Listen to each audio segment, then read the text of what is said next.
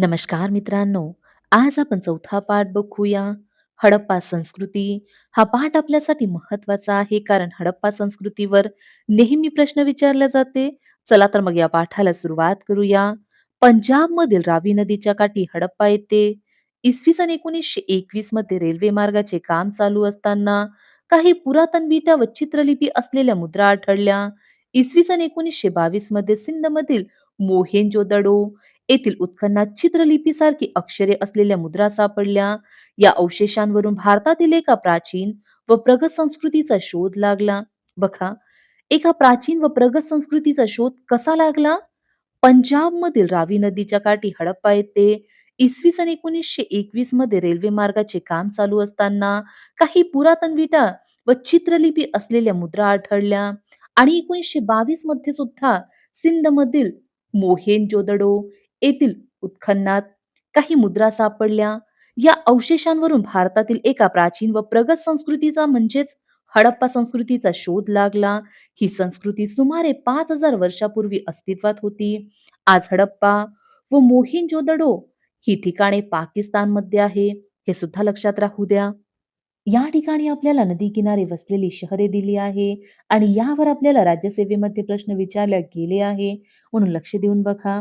या ठिकाणी बघा, रावी नदी आहे. रावी नदीच्या किनारी हडप्पा हे शहर वसलेलं आहे. या ठिकाणी सिंधू नदी आहे. सिंधू नदीच्या काठी मोहेंजोदडो हे शहर वसलेलं आहे. आणि हे दोनही शहर बघा कुठे आहे? पाकिस्तानमध्ये आहे. भारतामध्ये आहे का? नाही. भारतामधील काही शहर बघूया. बनावली, राखीगड, कालीबंगन हे 3 शहरं लक्षात राहू द्या. आणि या ठिकाणी बघा, आलमगीरपूर हे गंगा नदीवर वसलेलं आहे. या ठिकाणी मांडा हे शहर आहे बघा. हे सुद्धा विचारलं गेलं आहे आपल्याला एक्झाममध्ये. गोदावरी नदीकाठील दायमाबाद हे एक शहर लक्षात राहू द्या. आणि गुजरातमधील धोलावीरा, लोथल, रंगपूर हे 3 शहरे लक्षात राहू द्या. या संस्कृतीचे अवशेष भारतात इतरत्रही सापडले आहेत.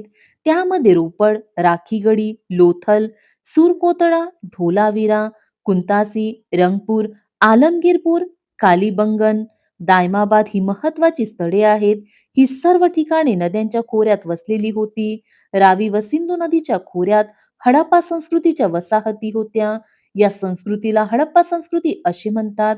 सुनियोजित नगररचना, रस्ते, घरे, सांडपाण्याची व्यवस्था, स्नानगृह, अलंकार, खेळणी, मातीची भांडी, मुद्रा, तांबे, सोने आणि चांदी या धातूंचा वापर ही हडप्पा संस्कृतीची वैशिष्ट्ये आहेत. हे लक्षात राहू द्या. सोने आणि चांदी या धातूंचा वापर ही हडप्पा संस्कृतीची वैशिष्ट्ये आहेत. हडप्पा संस्कृतीमधील नगररचना बघूया. काही ठिकाणी उत्खननात संपूर्ण नगराचे अवशेष सापडले आहेत. नगरांभोवती संरक्षणासाठी मोठी भिंत बांधलेली असे. या भिंतीला ठराविक अंतरावर टेहेळणीसाठी बुरुज असत. रस्ते कशी होती बघूया. नगरांमधील रस्ते प्रशस्त तसेच लांब व सरळ होते. ते एकमेकांना काटकोनात छेदत असत. घरे एकमेकांना काटकोनात छेदणाऱ्या रस्त्यांमुळे नगरांचे आयताकृती विभाग पडलेले होते. या प्रत्येक विभागात 25 ते 30 घरे असत. ही घरे रस्त्याच्या दोन्ही बाजूंना असत. घरांचे बांधकाम कच्च्या आणि पक्क्या विटांचे असे. 2 घरांमध्ये अंतर ठरलेले असे. हवा खेळती राहावी हा त्यामागचा हेतू होता. नद्यांना वारंवार येणारे पूर लक्षात घेऊन घरे उंच जोत्यावर बांधत असत. सांडपाण्याची व्यवस्था कशी होती बघूया.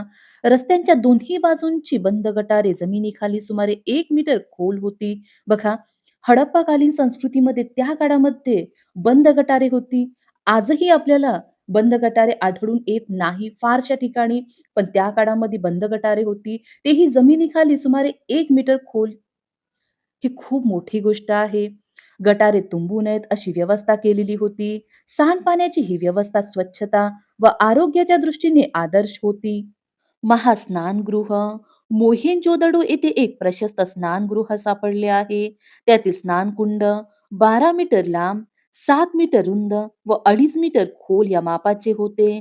कुंडातील पाणी झिरपून जाऊ नये म्हणून ते आतून पक्क्या विटांनी बांधलेले होते. बघा, त्या काळात सुद्धा पक्क्या विटांचा वापर केलेला होता. त्यात उतरण्यासाठी पायऱ्या होत्या. स्नानकुंड साफ करण्याची व्यवस्था होती. तसेच त्यातील पाणी वेळोवेळी बदलण्याची सोय होती. या ठिकाणी आपल्याला स्नानगृह दाखवलं आहे. इथे बघा पायऱ्या दिल्या आहे उतरण्यासाठी. मोहेंजोदडो येथील उत्खननात असे आढळले की सततच्या पुरांमुळे तेथील वसाहत पुन्हा पुन्हा नष्ट झाली आणि प्रत्येक वेळेस नव्याने वसवली गेली. अशा तऱ्हेने तेथे एकाच जागी एकावर एक 7 वसाहतींचे अवशेष मिळाले आहेत. हे लक्षात राहू द्या, महत्वाचं आहे. मोहेंजोदडो येथील उत्खननात असे आढळले की सततच्या पुरांमुळे तेथील वसाहती पुन्हा पुन्हा नष्ट झाली आणि प्रत्येक वेळेस नव्याने वसवली गेली. अशा तऱ्हेने तेथे एकाच जागी एकावर एक 7 वसाहतींचे अवशेष मिळालेले आहेत. या वैशिष्ट्यांवरून ही संस्कृती नागरी संस्कृती होती असे दिसते. या संस्कृतीतील लोकांनी स्वच्छता व आरोग्याविषयी सोयींवर भर दिला होता. त्यांची नगररचना योजनाबद्ध होती.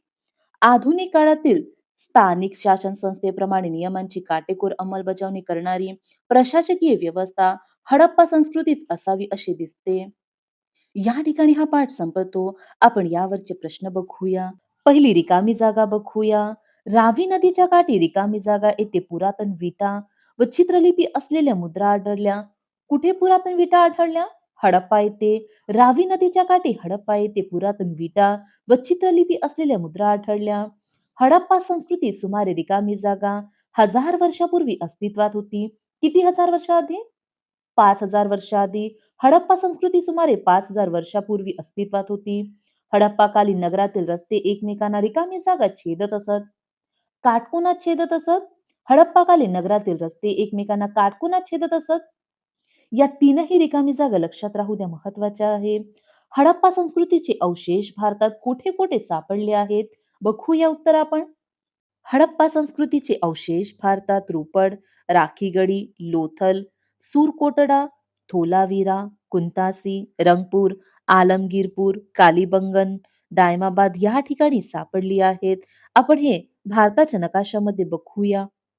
या ठिकाणी बघा रोपड आहे, राखीगडी, कालीबंगन आणि इथे आलमगीरपूर, धोलावीरा, सुरकोटडा, कुंतासी, लोथल, रंगपूर हे पाचही नगर कुठे आहे? गुजरातमध्ये आहे. हे एक लक्षात राहू द्या.